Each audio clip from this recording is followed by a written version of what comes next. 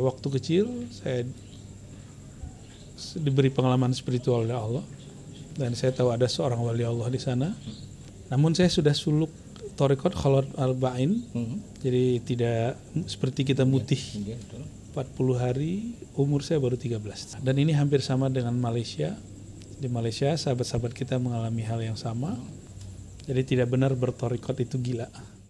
Assalamualaikum warahmatullahi wabarakatuh. Waalaikumsalam warahmatullahi wabarakatuh. Bismillah, alhamdulillah, la hawla wa la quwata illa billah. Allahumma salli ala Sayyidina Muhammad wa ala alihi wa sahbihi kama la nihayata li kamalika wa adada kamali. Para santri, wali santri, pemirsa, juga subscriber yang senantiasa saya harapkan dalam keadaan sehat, lahir dan batin, diberikan usia yang panjang, penuh keberkahan, rezeki yang luas, manfaat, keluarga yang sakinah, putra-putri yang soleh dan solehah, zuriyah yang thayyibah. Amin, Allahumma amin. Amin. Hari ini pesantren modern Al-Amanah mendapatkan karunia yang luar biasa. Yang pertama, besok akan diselenggarakan wisuda yang beberapa tahun tidak bisa menghadirkan wali santri, dan besok insya Allah wali santri untuk anak-anak santri setingkat SMP akan rawuh. Dan yang kedua, kita mendapatkan tamu kehormatan yang beliau menjadi idola para asatidz dan ustadzah di sini. Masya Allah. Bahkan ada seorang dari Kudus yang khusus datang ke sini untuk bisa bertemu dengan panjenengan. Masya Allah. Beliau memiliki galeri. Ini adalah produksi beliau sebagian pendopo-pendopo ini. Dan seminggu yang lalu beliau menyampaikan pengen sekali bertemu dengan panjenengan. Insya Allah. Insya Allah hari ini sudah datang Pak Arif dari Kudus, sudah ada di depan sana. Baik. Beliau adalah Buya Rozi yang masih sangat muda, Alhamdulillah. tapi pemikiran, Tua. ilmu dan amaliyahnya banyak menginspirasi kita. Ya. Oleh karena itu mari kita sapa beliau dulu. Assalamualaikum warahmatullahi wabarakatuh. Salam pagi. Sehat? Alhamdulillah baik. Alhamdulillah. Yang pertama, kami menyampaikan terima kasih panjenengan berkenan rawuh di pesantren mewah mepet sawah. Masya Allah. Alhamdulillah. Dan yang kedua, sungguh kami berharap doa panjenengan agar kami bersama dengan seluruh asatidz dan ustadzat dan santri bisa menunaikan tugas dengan baik. Amin ya Rabb. Buya, ini podcast kita, ini sebagian penontonnya adalah wali santri. Ya. Oleh karena itu yang ingin kami gali dari panjenengan, tentu satu riwayat perkembangan intelektualnya, yang kedua riwayat perkembangan spiritualnya. Insya Allah. Oleh karena yang pertama, saya ingin melihat tentu Buya Rozi tidak ujuk-ujuk seperti ini. Ya. Ujuk-ujuk paham ya? Tiba-tiba. Mafhum insyaallah. Tidak tiba-tiba seperti ini. Nah ini Pak Arif nih. Arif ya. Ini dari Kudus khusus datang Masya untuk Buya Rozi. Nah ini Arif nanti bisa bersalaman dengan beliau. Monggo. Nah, nggih. Nggih. Jadi saya ingin tidak tiba-tiba, tapi pasti ada sebuah proses yang panjenengan lalui sehingga Allah berkenan memberikan anugerah yang luar biasa yang tidak diberikan kepada banyak orang. Masya Allah. Okay. Ya. Gimana Makasih. sejarahnya saya ingin Alhamdulillah rabbil alamin wa sallallahu ala sayyidil wujud sayyidis saqalain sayyidina Muhammad wa ala alihi wa ashabihi wa li baitihi wa zurriyyati ajma'in. Ma ba'du, terima kasih Romo Kiai sudah mengajak al-fakir kami yang masih tidak apa-apa ini untuk ngobrol. Saya melihat mewah ini, mepet sawah ini luar biasa sekali. Belum lagi pesantrennya ya, ini insya Allah menginspirasi kami juga. Terima kasih sudah mengajak kami ke tempat ini ya. Mengenai kami, saya tidak apa-apanya dibandingkan prestasi Pak Kiai ya. Tapi mengenai anugerah Allah, wallah yakhtassu bi rahmatihi may yasha.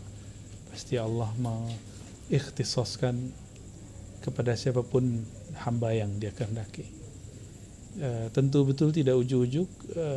Saya masih ingat waktu kecil ayahanda saya seorang khalifah Thariqat Naqsyabandiyah Khalidiyah ya. Di mana itu? Di Padang ya. Oh, di Padang. Tapi beliau juga PNS Pak Lurah. Beliau biasa bawa saya ke mursyid-mursyid, ke tokoh-tokoh alim ulama di sana. Tapi ada satu problem yang saya lihat yang membuat saya sedih. Kitab-kitab mereka dimakan rayap. Karena budaya orang Sumatera Barat, Minangkabau lebih khususnya, tidak seperti orang Jawa. Jadi kalau orang Jawa, anak atau keluarga kiai betul-betul dihormati. Kalau di sana jika si anak tidak mewarisi ilmu kiai, dia tidak akan dihormati. Oh, gitu. Harus ada syaratnya. Iya, dan ini hampir sama dengan Malaysia. Di Malaysia sahabat-sahabat kita mengalami hal yang sama. Jadi syekhnya meninggal, anaknya tidak mewarisi ilmu, maka pesantrennya hancur. Nah, kami juga begitu. Jadi setiap kali saya diajak ayahanda waktu masih SD dan awal masuk SMP, Sanawiyah, MTSN, saya menangis melihat kitab-kitab dimakan rayap. Tidak ada yang baca. Di usia berapa itu panjenengan? Umur 11, 12, 13 itu. Saya tidak masuk pesantren, masuknya MTSN. Minta kesadaran bahwa ada kitab-kitab yang terbengkalai. Itu kelas umur 11 itu. 11. Umur 11. Karena waktu kecil saya diberi pengalaman spiritual oleh Allah. Dan saya tahu ada seorang wali Allah di sana, guru mursyid daripada ayahanda saya sendiri, namanya Syekh Maulana Muhammad Nuruddin dan Syekh Hasan Basri. Nah, yang pertama itu saya khidmat kepada beliau. Kami khidmat sampai beliau wafat. Lalu saya berguru ke sahabatnya Abuya Syekh Hasan Basri, mursyid yang boleh kita sebut alim allamah karena dia sangat menguasai banyak bahasa Belanda, bahasa Arab, bahasa Jepang. Bahasa Arab sudah biasa dan saya belajar hikam sedari kecil. Hikam, Ihya Ulumuddin. Kalau fikihnya dulu ke guru yang lain ya. Masih metode lama, jadi di surau. Bukan di pesantren ya. Karena sering diajak ke berbagai tempat karena melihat hal yang serupa terjadi di syekh mursyid yang lain. Maka saya berdoa, ya Allah, ya Rabb, alimni ilma kitabik. Kira-kira begitu kalau diterjemahin hari ini. Ya Allah, ajarkan aku ilmu tentang kitabmu. Bahasa Arabnya, mafhul makru'nya dan lain sebagainya. Sejak saat itu saya kemudian mencari guru untuk mengajarkan bahasa Arab. Itu di Sanawiyah? Iya, Sanawiyah. Yang tadinya benci belajar bahasa Arab jadi senang.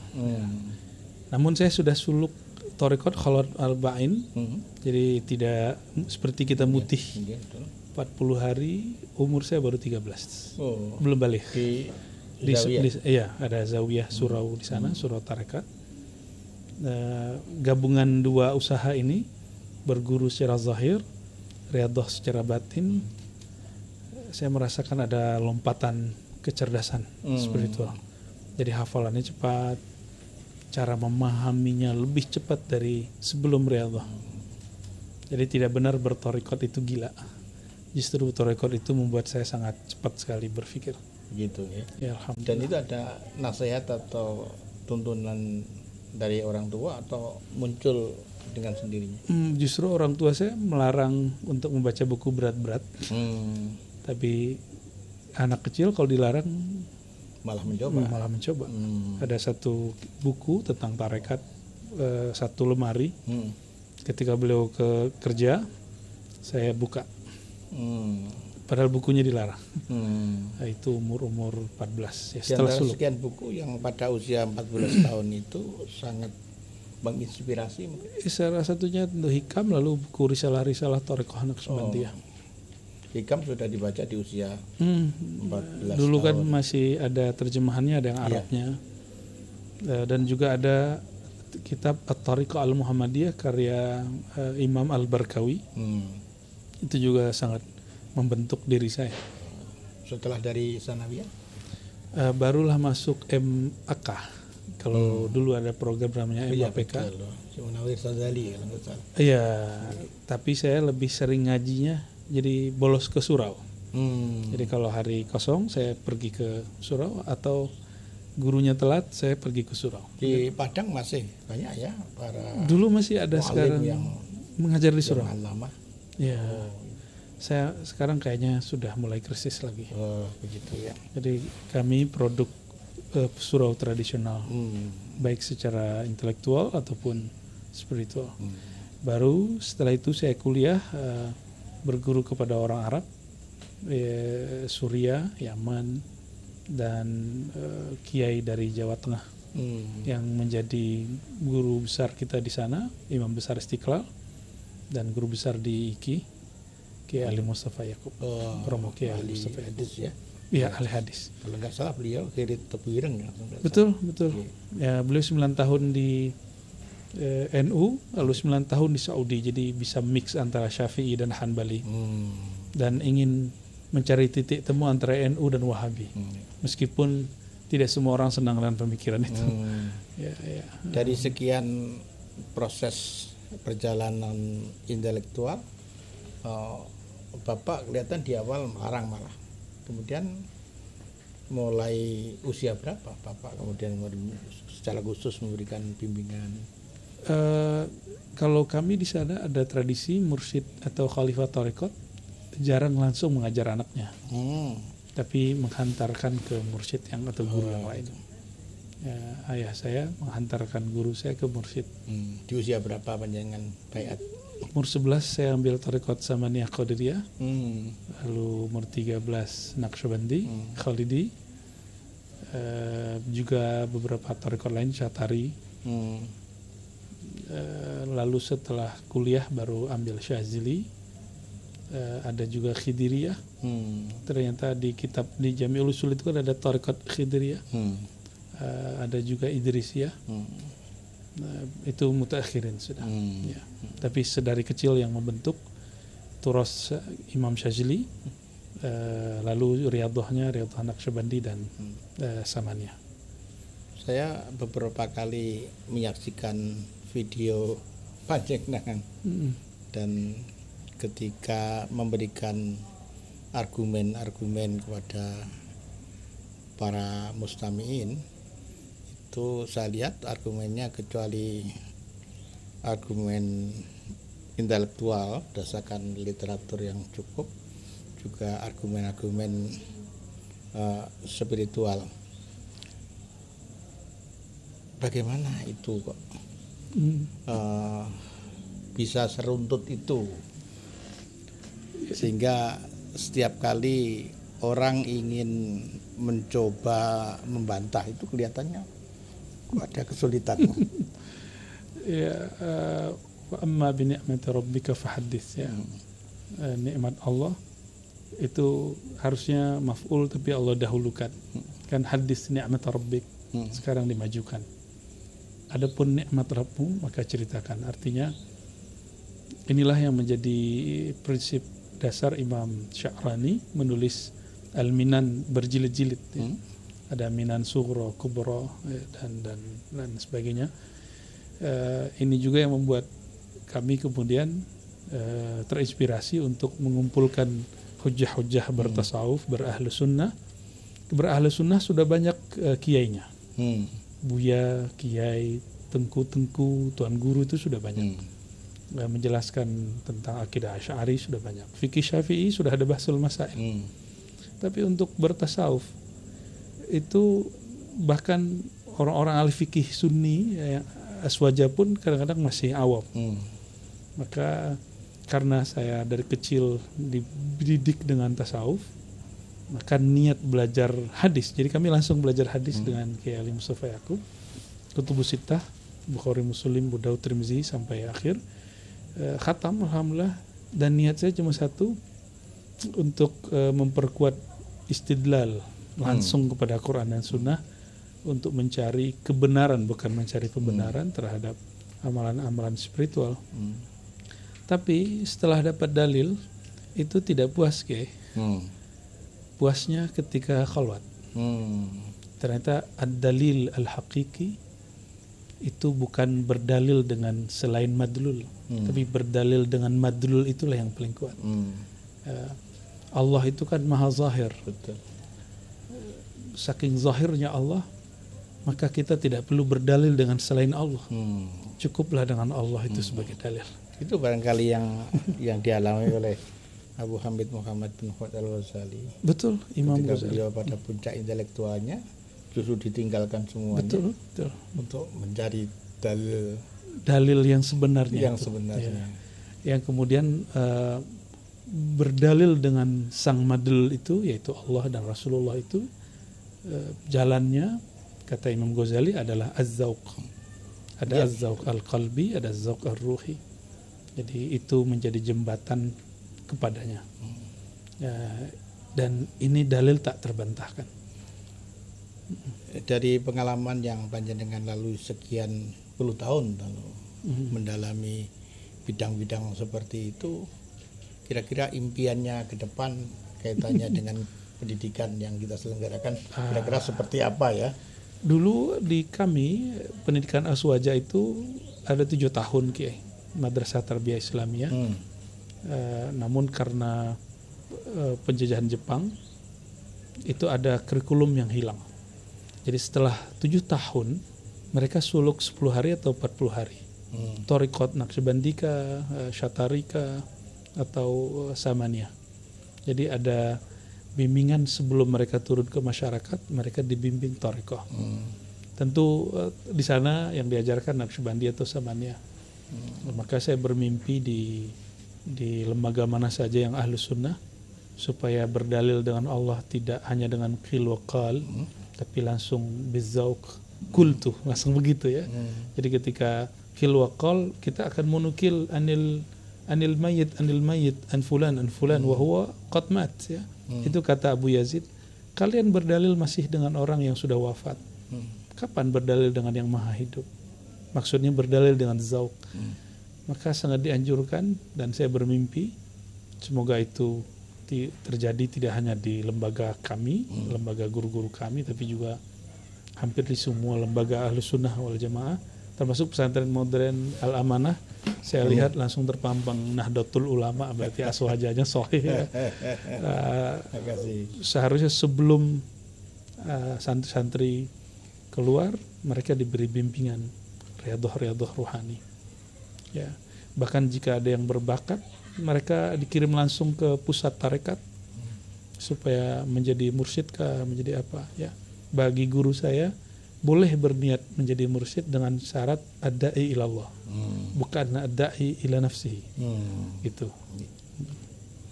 Para santri, wali santri, pemirsa juga subscriber, pasti kita akan nggak habis semalam kalau berbicara panjang lebar dengan beliau. Tapi dari perbincangan yang tidak berapa lama, kita bisa mengambil gambar besar dari perjalanan beliau. Yang pertama, mungkin ayahandanya yang mursyid thariqah, kemudian DNA itu tanpa disadari masuk pada diri beliau, sehingga banyak orang punya ketertarikan pada dunia tasawuf setelah di atas usia 40 lah. Iya. Dan saya baiat setelah usia 50. Nah, beliau tertarik dengan dunia tasawuf di usia 11 tahun. Alhamdulillah. Buku-buku, kitab-kitab seperti Hikam Syekh Athaillah Sakandari, Ihya Ulumuddin, Abu Hamid Muhammad bin Muhammad Al-Ghazali At-Tusi, beliau baca di usia-usia seperti itu.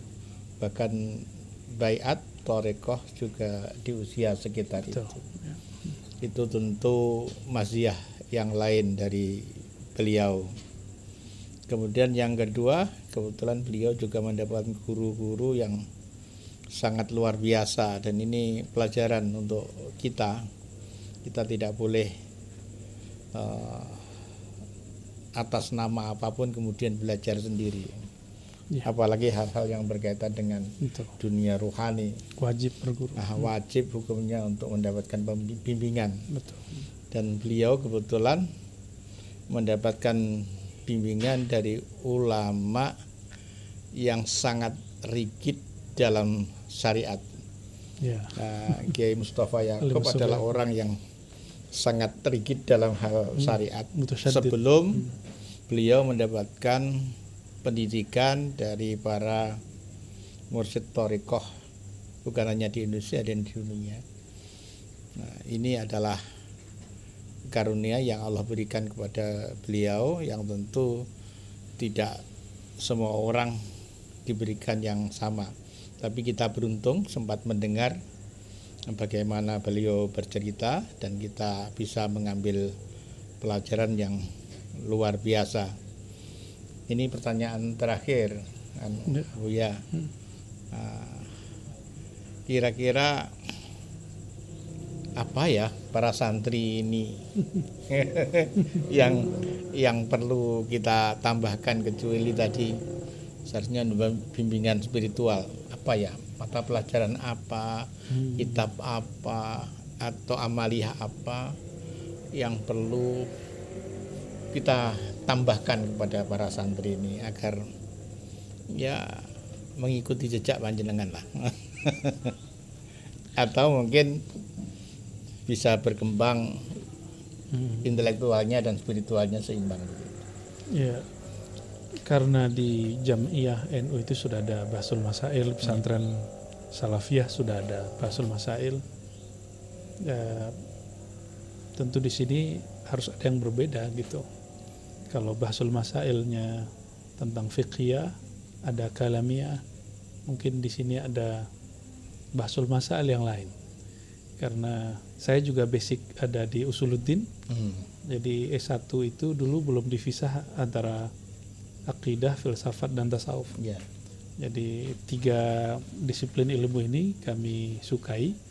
Dahulu semua filosof itu mereka mengerti banyak hal-hal yang kita sebut sekarang pengetahuan eksak umum.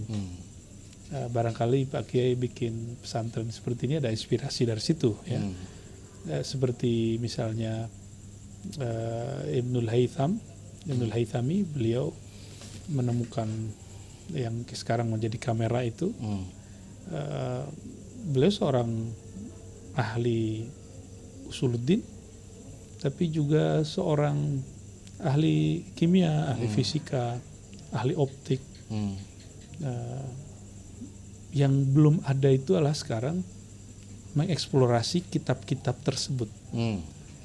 Saya siap nanti mensupport kalau mau kita membedah kitab-kitab filosof lama yang berkaitan dengan ilmu biologika. Atau Ibnu Sina itu punya kitab Asy-Syifa. Dia bagi 3. Ada ilahiyat tentang teologi, ada kemudian tentang semi metafisika, baru fisik.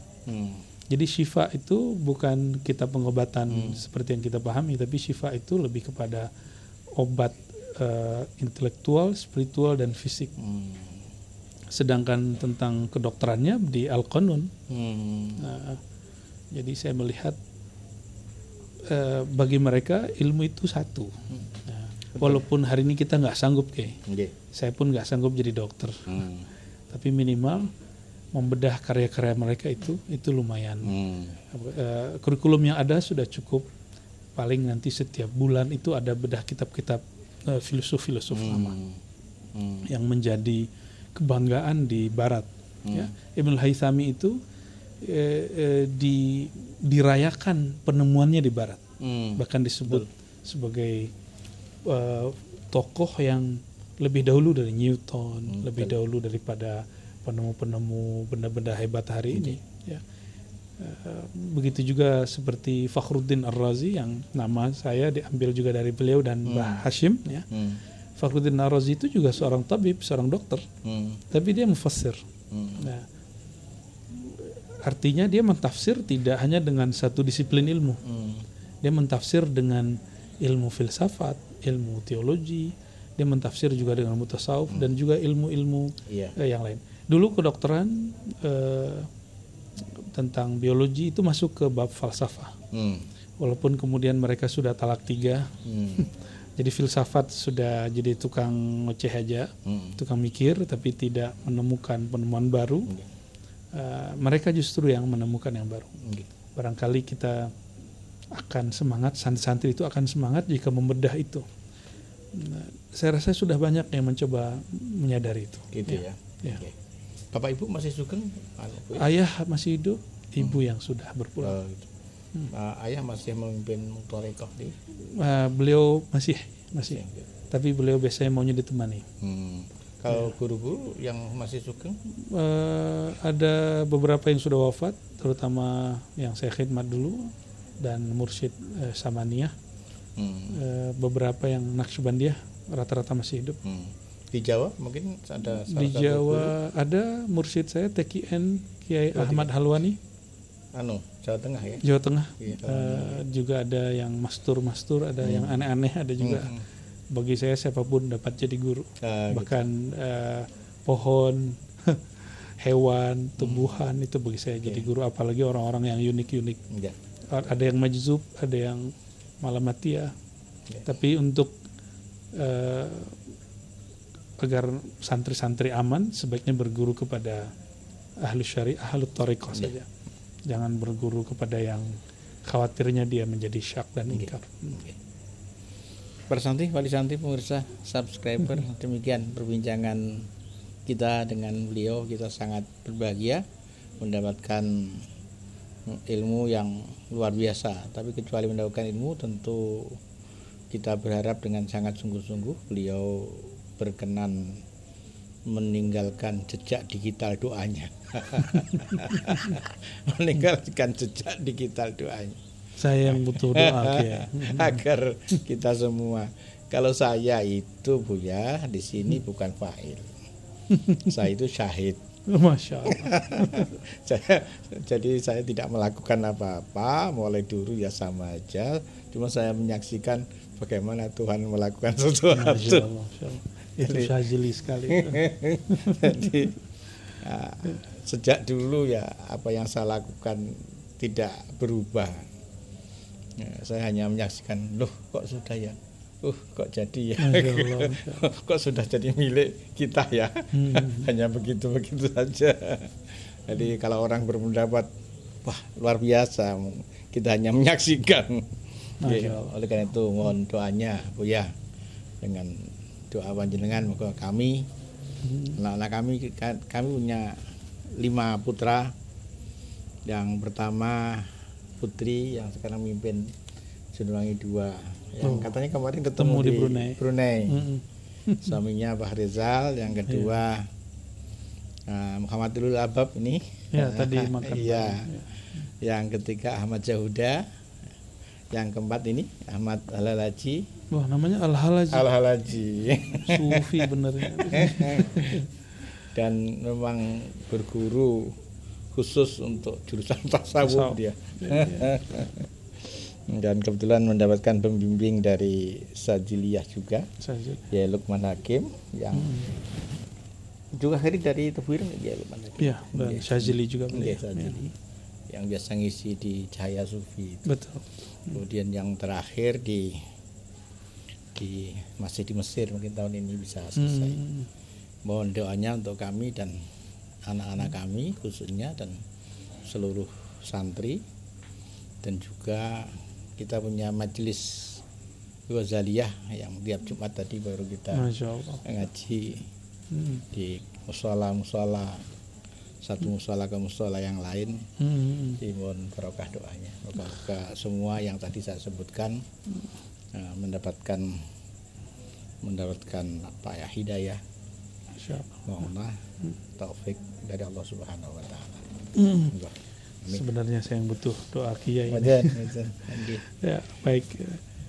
إلى حضرة نبينا محمد صلى الله عليه وسلم والإخوانه من الأنبياء والمرسلين وإلى الصحابة والتابعين وورثته من العلماء العاملين والعارفين. الفاتحة.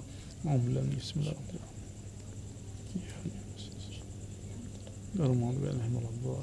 اللهم الرحمن الرحيم يا كريم يا عظيم يا عظيم يا فتاح يا فتاح ببركة الفاتحة وبجاه سيدنا الفاتح فافتح قلوبنا يا ربنا. اللهم صل على سيدنا محمد الفاتح للملك والخاتم ناصر الحق والحق والهادي إلى صراط المستقيم وعلى آله حق القدر العظيم. اللهم صل على سيدنا محمد النور الذاتي والسر الساري في جميع الأسماء والصفات وعلى آله وصحبه أجمعين. اللهم أخرجنا من ظلمات الوهم والجهل إلى المعرفة والعلم. اللهم أخرجنا وأكزنا من جنوب الغفلة إلى ذكرك والمشاهدة. اللهم نور قلوبنا بنور معرفتك، اللهم ارزقنا مشاهدتك حق المشاهدة برحمتك يا أرحم الراحمين. اللهم وفقنا وأهلنا وذريتنا والمريدين إلى طاعتك إلى معرفتك يا الله يا أرحم الراحمين. ربنا آتنا في الدنيا حسنة وفي الآخرة حسنة وقنا عذاب النار والحمد لله رب العالمين. الفاتحة. بسم الله.